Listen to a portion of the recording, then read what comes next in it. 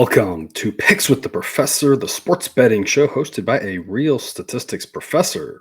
We're here for Major League Baseball, June 6th. It's a Thursday. It's a relatively shorter slate, only two-thirds of the usual games. It's not exactly because of that, but we're going to have two-thirds of the usual picks here. Only going to do two instead of three. Part of the reason for that, of course, is that we're recording this relatively early. We like to get picks in as early as possible. Some of the picks in as early as possible. We don't necessarily have to play everything early on because a lot of line moves are wrong, but we want to see if there are good numbers and play them, and if not, wait and see if there are better numbers later. And that continues to happen for us. It's happened here on Wednesday. The play of the day was the over in Boston. We locked in over 9 and said we love that, and it gets bet up to 10, which is a pretty decent jump there. And there were still some minus odds on the 10. And of course, it lands 9. So at least we got the better pricing, got the push off. But that sort of thing happens. So we want to get some of these picks in early. There's 3 games without lines. So now we're down to only 7 games that have lines. A couple of them priced pretty well.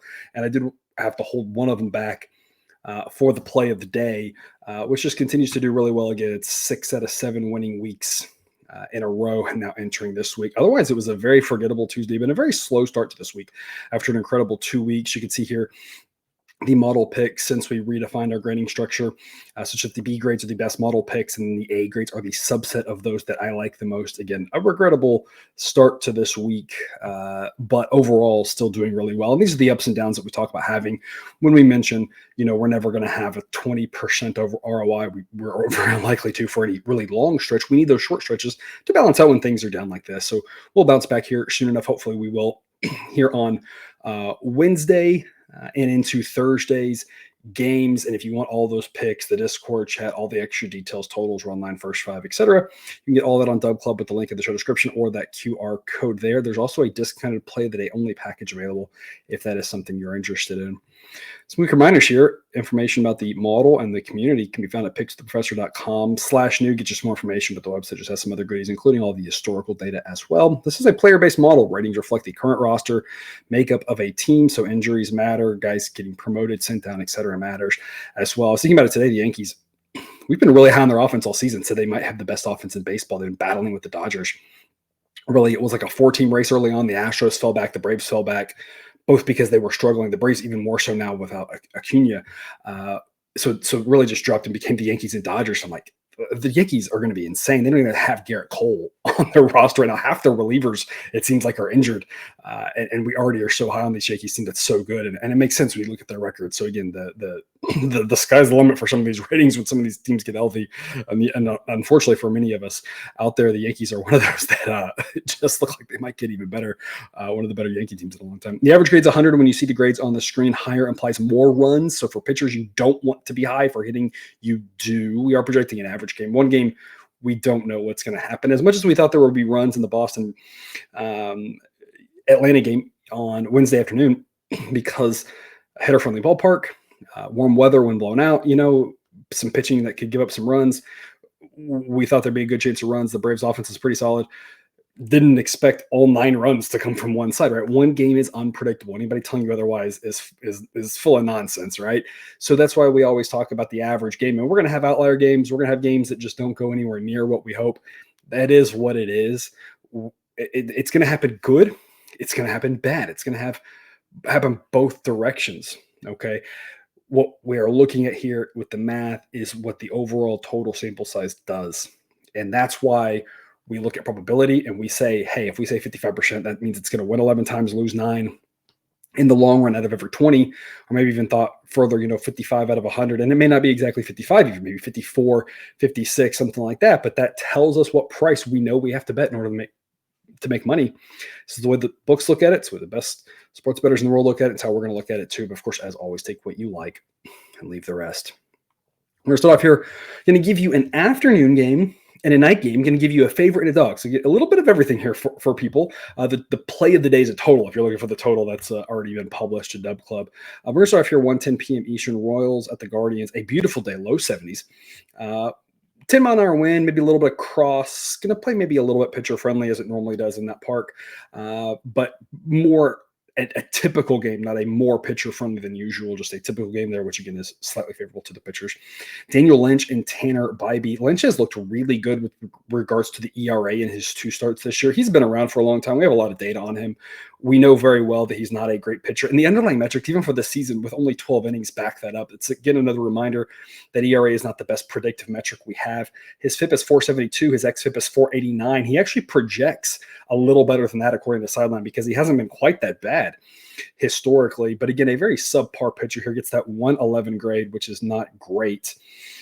Tanner Bybee on the other side, 3.74 ERA. And in this case, the ERA actually is pretty representative. 3.58 FIP, 3.64 xFIP. Projects a little bit worse from that, but he's definitely performing well, and his rating is going in the correct direction. If he continues to pitch like this, that 95 grade will drop more like to a 90. We've got Bybee here as a full standard deviation better than the Royals pitcher Daniel Lynch. The Guardians as an offense more than a standard deviation better. The Royals there, again, bottom half of baseball, according to Sideline, barely. They're getting close. They are on the threshold of getting into that jumbled mix where there's a whole bunch of teams or a good week or two can really help you out. But there's definitely a difference here. This Guardians offense looks really good. Finally having the offense that, if you're a Cleveland fan, you hoped they would have had now for years. And they continue to hit well. So as long as they continue to do this, that grade's going to stay really high. I'm not sure they're the 5th best offense. I think they get a number 5 grade right now for a couple of reasons. The Phillies are right there. When they get Trey Turner back, that probably boosts them over the Guardians. And again, this is nothing against Bryson Stott. It's not about him replacing Stott. It's about him replacing, I don't even, Whit Merrifield or whoever the heck else is coming in there. Sosa, who I know he's done okay, but he's not a very good hitter. Whoever the other guy is, now that they can get both those guys in the lineup, right? It's the Astros that fallen down behind them because they're without Kyle Tucker here, but they should get him back Friday. They're without Bregman, which I feared talking about this on the show here for Wednesday's game. But Friday, they should be fully healthy. The Astros would then jump back ahead of them. So the Guardians offense probably not the 5th best, but they are still very solid. And there's a bunch of offenses right there around them. So even though there's a bunch of teams around these offenses, and so I want to make it clear, I don't think the gap between these two offenses is necessarily what your brain might think of with regards to number 5 versus number 19 with only 30 teams. That's kind of just on the fringes in some weird circumstances.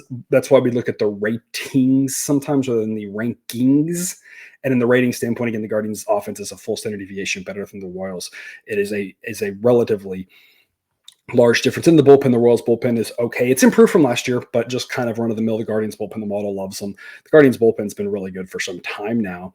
We've got them winning 65% of the time. Basically 2 out of 3 times. The price, according to the model, should be minus 186. That makes the threshold for this being a good play minus 168. So really minus 170 if we want to fudge it a little bit. We've got the Guardians at minus 160. I think it's a great play. A little bit of a steep price here, but worth the pick at home. This Cleveland team has played really well. I want to back them up. Folks, as always, shop around. Minus 155 is better. Minus 150 is better, right? All that adds up in the long run, especially when you think about it. Folks, if you're not tracking your bets, whether it's via a free bet tracker, there's a few of them out there, or doing it manually, that can be really enlightening and eye-opening because a lot of people will realize just how many bets they make and they think, oh, it doesn't really matter 5 cents here and there. When you bet like most of us here in the sphere do, and you're talking about, unless you're just betting, 1 or 2 games a day, 1 or 2 picks a day, which is tough when you think about across sports, you think about with college basketball season or college football season, right? You end up making way more bets than you realize. And if you could save just 5 cents on each one of them, that could jump your ROI 1 or 2% right there alone. So we always like to talk about thresholds, what good prices are, make sure you're investing smart. We want you to be educated in that regards. But the other thing you can do is just shop around. So make sure you shop around, have multiple books in your account. If you don't have one yet, BetUS is a good place to add into your repertoire. Link in the show description, get you 125% bonus on your first ever 3 deposits. Each one is up to $2,000 a piece. So you get a lot of free money that they are going to require you to play there a little bit because of that, but it's an unmatched deal across all sports books with regard to just how much extra money they will give you as long as you stick around and play there. We will give you plenty of plays in order to play through that rollover here if you keep watching us all season. Check out BetUS today if you have not yet already. BetUS, America's favorite sportsbook and casino. Live betting and racebook. We're celebrating 30 years with a historic offer. A 125% sign-up bonus on your first 3 deposits. Plus 10% gambler's insurance. Get started today. BetUS, where the game begins. And folks, I thought about doing a little wardrobe change here just for the heck of it. 2 games, and I've got a Twins jersey. I could have just thrown the Twins stuff on, but That just seems exhausting, and I'm really tired right now. So we've got a short slate. We're going to keep to a short show here, moving right to your Twins and Yankees. Pablo Lopez and Marcus Stroman in what will be a nice night in Yankee Stadium, mid to low 70s, slight breeze blowing out. Should turn a slightly pitcher-friendly park into a more MLB average park, so a little bit more hitter friendly than an average game at Yankee Stadium, but not quite as hitter friendly as it might get in the summer when it starts warming up into July and specifically August. I really like Pablo Lopez. I know his ERA is higher. People are a little bit more down on him with that 4.84 ERA, but as a reminder, ERA is kind of a weird stat because we give all the credit of a run to a pitcher, no matter what his defense did or didn't do, or the positioning of the defense, or the wind, or the temperature, or the park, and a lot of things that are outside of the pitcher's control. We say it's all your fault. In reality, it might be 80% his fault, or 20, or 50, or maybe 100% for some of them. But I think we can all agree, not every earned run is all a pitcher's fault. Somebody else was part of that, right? And so when you look at the more predictive underlying metrics, his FIP is 381. That's pretty solid. His xFIP's 309. I think he's just fine. He showed it in his last start. I believe it was against the Astros, looking really good. I think he's just fine. He's a really good pitcher. Got 82 grade, number 17 of all active starting pitchers. He falls into the 20s, of course, when you consider, sadly, how many pitchers are injured right now. Marcus Stroman, I'm going to say the other thing about other way around, 2.73 ERA, and that looks good, but I think it's been what I've talked a lot about with the Yankees. They've played in a lot of pitcher-friendly situations, from Yankee Stadium being, again, slightly pitcher-friendly overall to April weather in New York, May weather in New York being cooler. They've played in a lot of pitcher-friendly situations, and so a lot of their numbers from a pitching standpoint are really deflated. When you look at the underlying metrics, they aren't quite as promising. What is promising, of course, with the Yankees is their offense, insanely good. Full stop. Nothing else to say about that. Really good offense. I've been preaching from the start, even when there were people who were here in the comments telling me after 2 weeks that this Yankees offense wasn't good. I was like, no, this Yankees offense is really good, and they've really shown that. Stroman, though, 4.43 FIP, 4.23 xFIP. That's about what he projects at, which makes him more league average. So even though the ERAs would indicate something different in this one, and I think that's why we're getting value, I think the better starting pitcher by far is for the Twins. Twins offense isn't bad, just like Stroman isn't bad. It's just that Lopez is a good pitcher. Yankees have a good offense. That kind of balances out. The Twins relievers are better than the Yankees relievers by far. Now the game's in New York. The Yankees should be favored in this game, and I would not disagree with that. They win it more than half the time, but if they win it 54% of the time, that means that the correct price should be minus 118 plus 118. We're getting the Twins at plus 136, makes for a really good play. The threshold for this is plus 135. So we just eked into it according to what the model needs to require it to be one of its best picks. And to me, the bottom line on this game is that we backed the Yankees relatively hard on Tuesday night as our play of the day, and they absolutely destroyed the Twins. Love the Yankees there. So when something like this happens, I always like what the model's telling us, because we had no problem backing the Yankees on Tuesday. Said they're at home. They had a good pitcher going. Not that I had anything against Bailey Ober, but they got a great offense, They were priced too short. And then, of course, by the time the day of game happened, I think the price moved like 40 cents or some insane number or direction. But we were on the Yankees there. And now in this situation with these pitchers, I think it's a little bit flipped. The Yankees still have a good offense. That hasn't changed. But when you consider the fact that the Twins have the better starting pitcher and the better bullpen, the price should be closer to a coin toss than what we're seeing here. So Twins plus 136, a pretty good investment. As always, though, remember you can sign up on Dub Club with the link in the show description or that QR code.